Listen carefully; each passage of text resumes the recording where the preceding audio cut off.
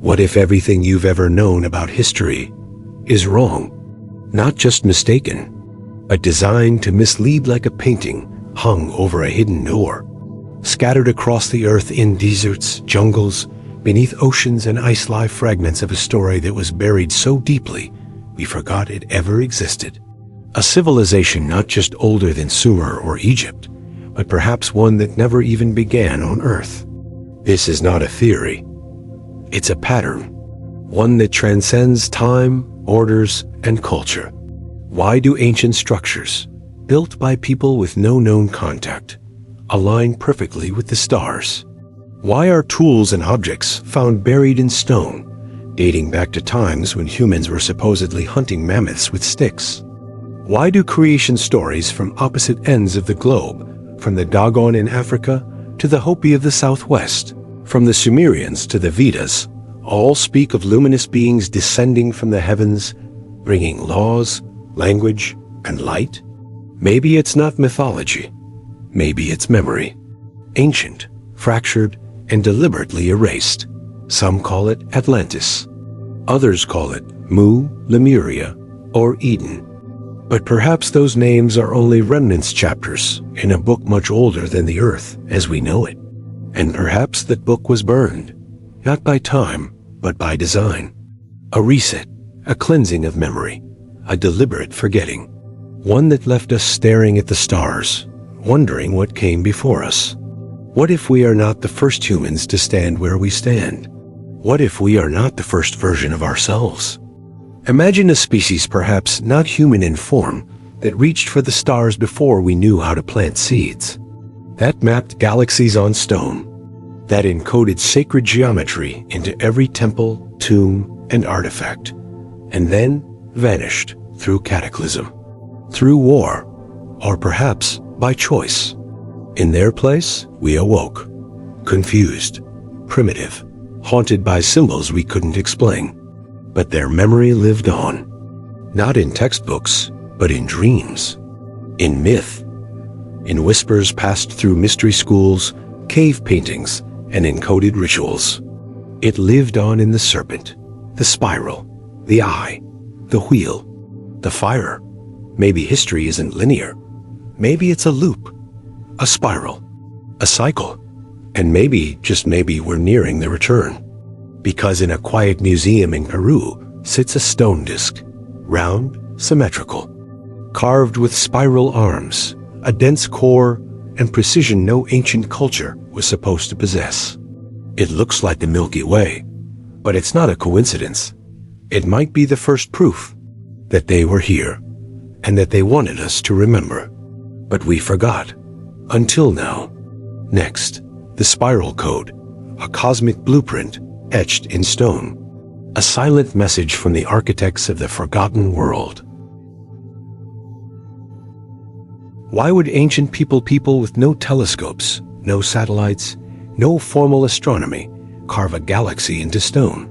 Not a symbol, not a metaphor, but an object so eerily accurate it mirrors the very structure of the Milky Way. This is the galactic disk, hidden in a quiet wing of Peru's Metropolitan Museum. The artifact sits behind glass, unassuming.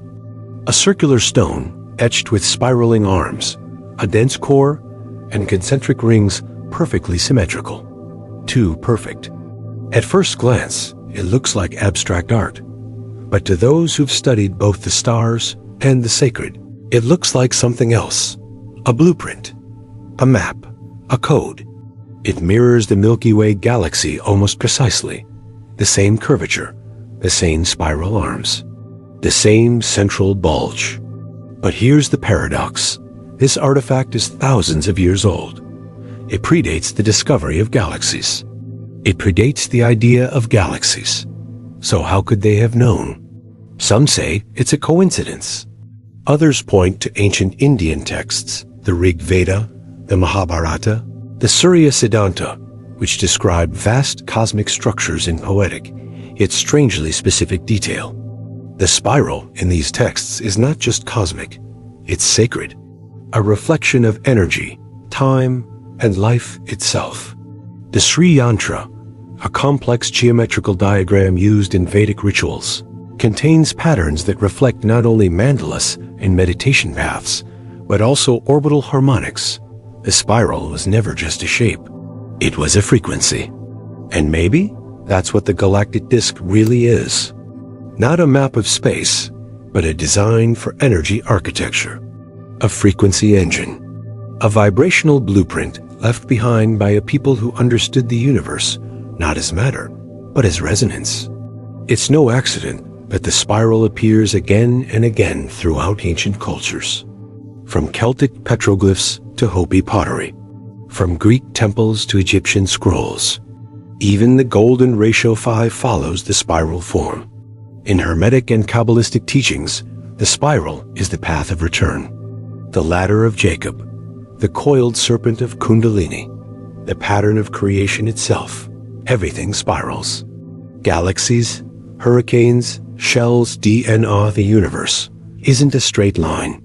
It's a song. And the spiral is its note.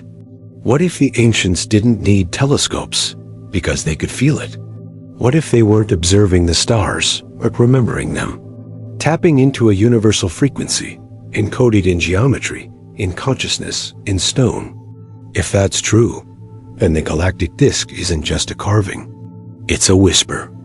A transmission from a forgotten civilization. A message not for the eyes, but for the mind. And for those who know how to read spirals, a doorway. Because this isn't the only place it appears. Deep beneath the waters of the Baltic Sea, another spiral waits. But this one isn't carved from stone. It's forged in metal. And whatever it is, it's not sleeping. In the flood-prone plains of southern Siberia, where rivers swell and recede like the breath of the sleeping Titan, something impossible was found. A black object, rectangular, smooth, embedded with shimmering stones, mother of pearl, carnelian, turquoise. A design so precise, so clean, that when photographs first surfaced, people laughed.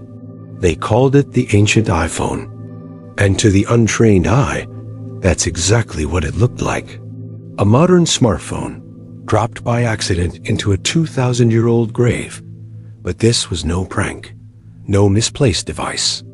Archaeologists unearthed it in the Xiongnu burial site of Tuva, often referred to as Russia's Atlantis, a region submerged most of the year, exposed only during brief summer droughts. A place few dare to explore, and even fewer allowed to study. The object was officially labeled a belt buckle, a decorative clasp. But why then was it crafted with such care? Why was it embedded with jet, a gemstone formed from fossilized wood, historically associated with mourning, with memory? Why carnelian, a stone used in ancient Egypt to ward off death? Why mother of pearl, a symbol of celestial origin in nearly every oceanic culture? What if this wasn't a fashion accessory, but a key? A memory device. Not digital, but energetic. A sacred object designed to preserve. Not data, as we know it, but resonance, emotion, identity. In esoteric traditions, certain stones are believed to hold vibration, much like crystal drives or tuning forks. The idea that minerals can store memory isn't new, it's ancient. Hidden in the myths of Atlantis, the teachings of Lemuria, even the Kaaba in Mecca, housing the mysterious black stone said to descend from the stars itself. In those stories, black stones weren't just holy, they were sentient, responding only to those who remembered the code, the frequency. Is it possible that what we found in Siberia wasn't just a relic, but a relic reader?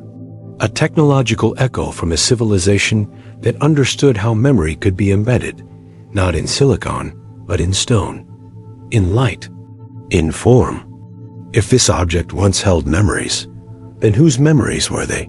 What stories were whispered into its frame? And more importantly, why was it buried so far from everything? As if someone wanted to hide it from time itself? Because it's not the only thing that's been buried. Far beneath the forests of Bosnia, another mystery waits. Not a device this time, but a sphere. A perfect iron globe. A structure that defies geology, and perhaps defies history altogether. In the arid deserts of ancient Peru, beneath layers of dust and time, archaeologists unearthed something that should not exist. A skull elongated, as was the custom of certain Andean tribes. But this one held a secret embedded deep within the bone. A metal implant fused seamlessly into the cranium. At first, researchers thought it was modern contamination, but then they saw it. The bone had healed, which means the surgery was done while the individual was still alive. And it worked. The implications are staggering, because this wasn't just a ritual modification. This was cranial surgery, precise, invasive, and successful, conducted thousands of years before the invention of modern surgical tools. The alloy used in the implant? Unknown to local metallurgy. The location of the insert? Aligned with cranial pressure points, suggesting not just surgical skill, but neurological knowledge. Across the world, similar practices have been documented. In Egypt, trepanned skulls dating back to the Old Kingdom. In Greece, references in Hippocratic texts to brain surgery. In ancient Inca societies, over 1,000 skulls showing evidence of repeated cranial operations, with survival rates exceeding modern wartime medicine. But who taught them? Was this knowledge passed down from an earlier, lost civilization? Or did it come from somewhere else entirely? In the oral traditions of the Andes, there are whispers of the Amayudas, mystic healers, and philosopher priests who were said to wield tools of light and who could manipulate both flesh and spirit. In Mesoamerica, the Nagel shape-shifting shamans with forbidden knowledge. In Egypt, the Shamshu Hor followers of Horus, beings of great height and wisdom, always associated with advanced medical arts. Could these ancient surgeon priests have been human? Or were they emissaries from a culture beyond our current timeline, one that understood the body as more than biology, but as a vessel of energy? And if so, what were they really implanting into the skull? Metal, or memory, control, or communion? Because this was no simple repair, it was integration. Technology fused with bone, intent fused with biology. A cyborg relic from an age that had no name for it. Today, we call it impossible. But maybe the real impossibility is that we've forgotten how much we once knew. Because just across the ocean, buried in Bosnian soil, another artifact lies in silence.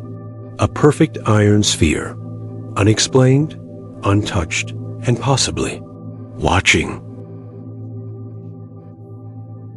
In the shadowed forests of Bosnia, where trees grow like silent sentinels over ancient ground, there lies a sphere, 5 feet wide, weighing several tons. Half buried in the earth as if the soil had tried to swallow it whole, but it couldn't. Because this thing refuses to be forgotten. To mainstream geologists, it's just a natural concretion mineral sediment hardened over millennia.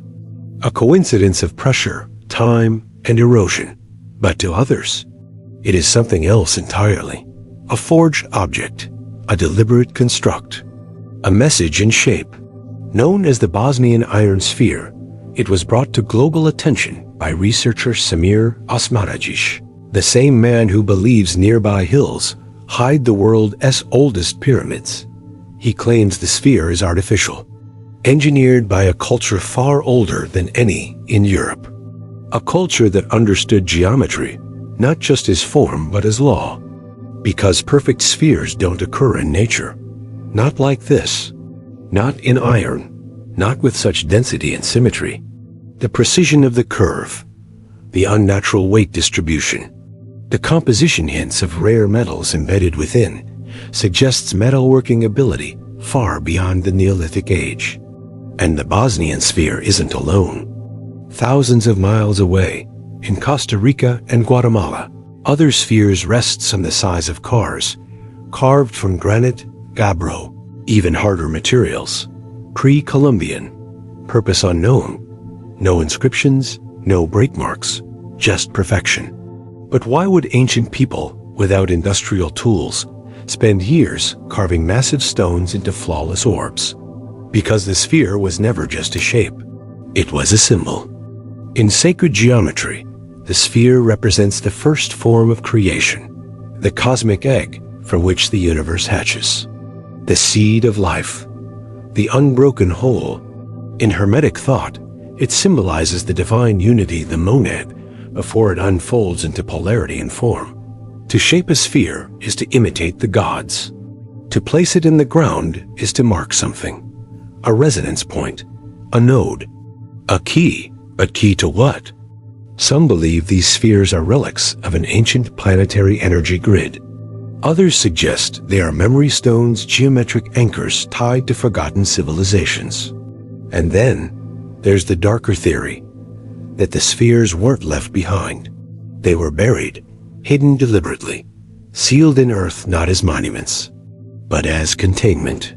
What if the Bosnian sphere wasn't built to be found? What if it was built to guard? And if so, what happens when we dig too deep? Because just 1 year after the sphere was uncovered, strange anomalies were reported: magnetic irregularities, animal migrations, electronic failures. All around a shape we were told was a fluke of geology. Coincidence or consequence? And here's the twist. While the Bosnian sphere sits beneath layers of forest, another circular anomaly lies far below the sea. But this one isn't stone. It's not sleeping. And it's not from here. Buried beneath the ochre sands of Nazca, Peru, where great geoglyphs stretch across the desert like signals to the sky, something was found that defies not only history, but biology itself. A body, mummified, small, fragile, and not human. Its head elongated, its ears non-existent, its hands and feet, each with only 3 fingers, long and slender like the limbs of a praying mantis.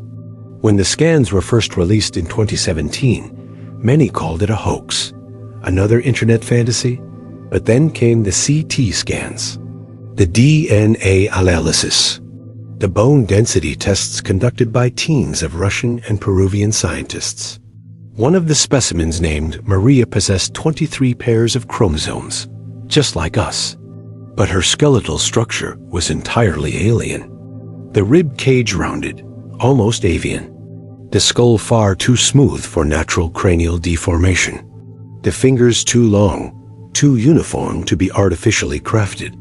And embedded within the tissue, traces of a strange white powder, possibly a preservative, possibly something else entirely.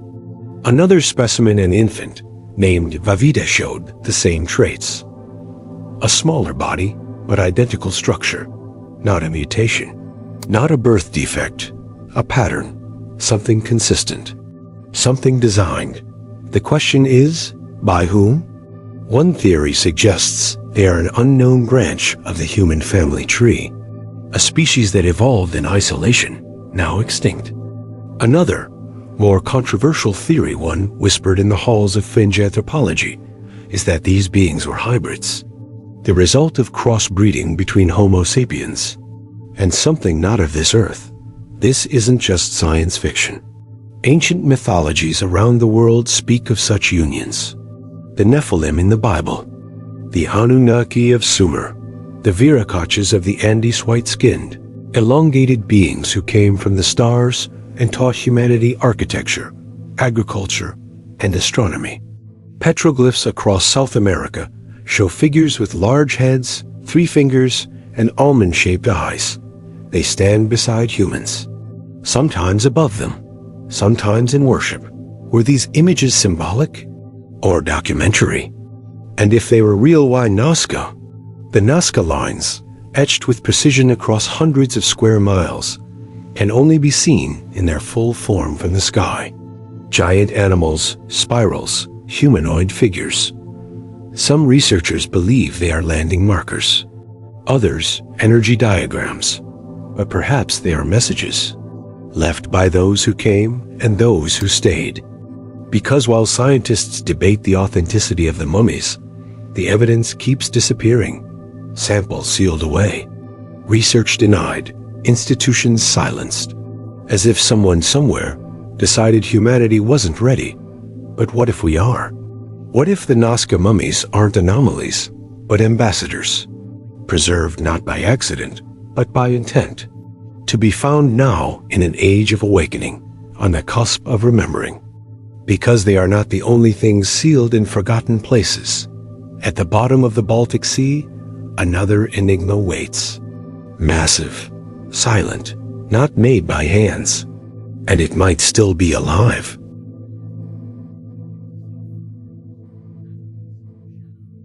It began with a dream. A man in the Rhodope Mountains of Bulgaria remote, mist-shrouded, ancient, was compelled by a vision. He claimed a voice guided him in sleep, urging him to dig at a specific place, a forgotten slope no one had touched for generations.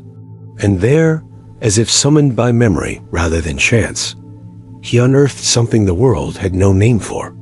A skull, small, pale, lighter than human bone, yet stronger, oval in shape like a teardrop turned to stone, with no ears, no jaw hinge, and most disturbing of all 6 internal chambers within the cranium. A structure no known mammal, no primate, and certainly no Homo sapien had ever displayed. Scientists were baffled. Was it a mutated animal?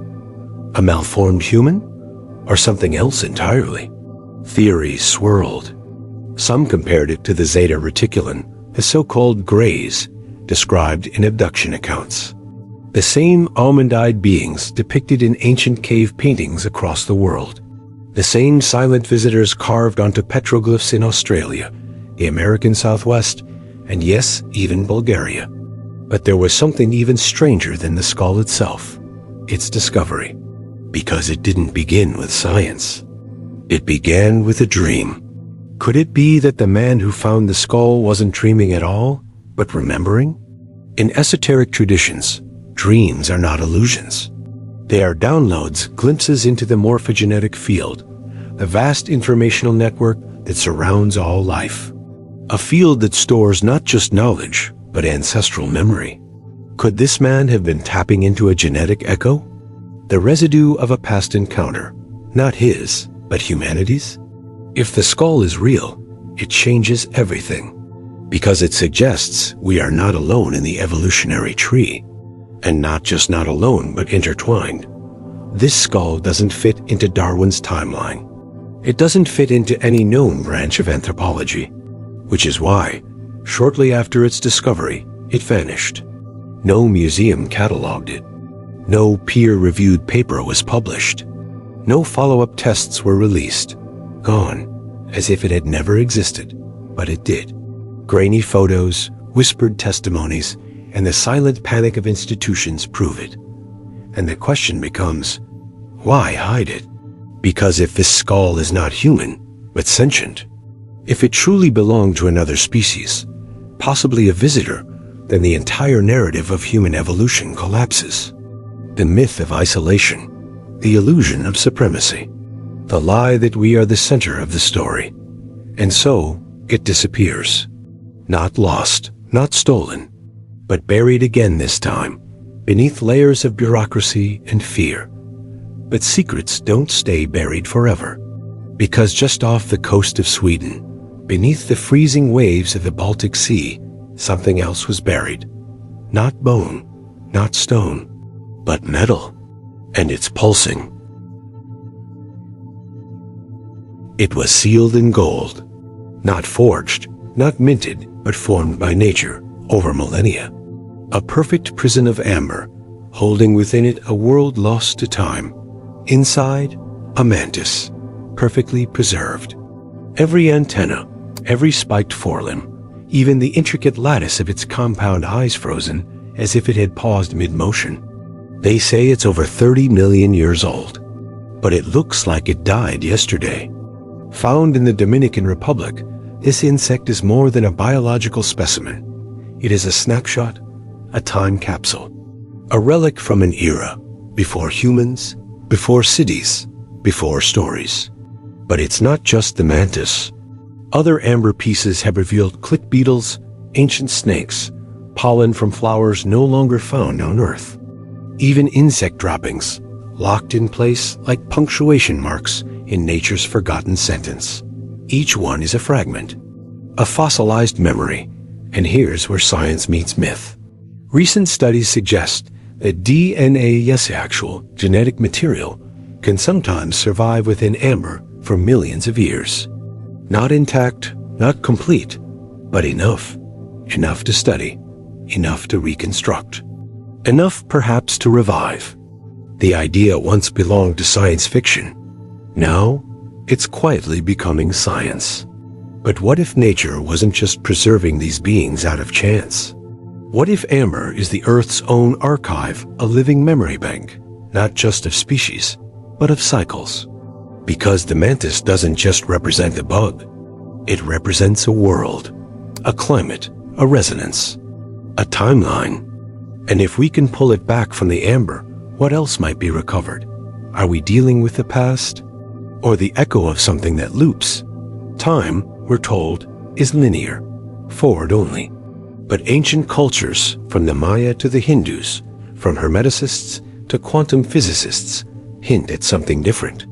Time is a spiral, a wheel, a fractal of recurring patterns. If so, these beings aren't extinct. They're waiting for their resonance to return, for the spiral to loop again. What if the amber mantis is not just a fossil, but a trigger? A reminder that what once was may be again? Because the past doesn't vanish. It just waits for us to remember. And in the icy black of the Baltic Sea, there lies something else that time forgot. Something that never decayed. Something made of metal. That may not be waiting at all. It may be waking up. Across continents, across epochs, across silence itself, the same pattern emerges. Massive stone monuments, impossible in scale, mystifying in purpose, dot the earth like pressure points on a sleeping giant. The pyramids of Giza, the Nazca Lines, Stonehenge, Göbekli Tepe, different cultures, different languages. And yet, the same geometry. Why? Why did civilizations separated by oceans and millennia all reach for the stars? Not metaphorically, but with mathematical precision? The Great Pyramid is aligned almost perfectly to true north. The Nazca Lines stretch for miles, pointing not to gods, but to constellations. Stonehenge marks solstices with unerring accuracy. Göbekli Tepe, older than all of them, holds carvings that map the skies of 10,000 BCE. Coincidence or coordination? Ley lines, those invisible threads of Earth's magnetic energy, pass through these sites with eerie consistency. Sacred geometry encoded in their very design.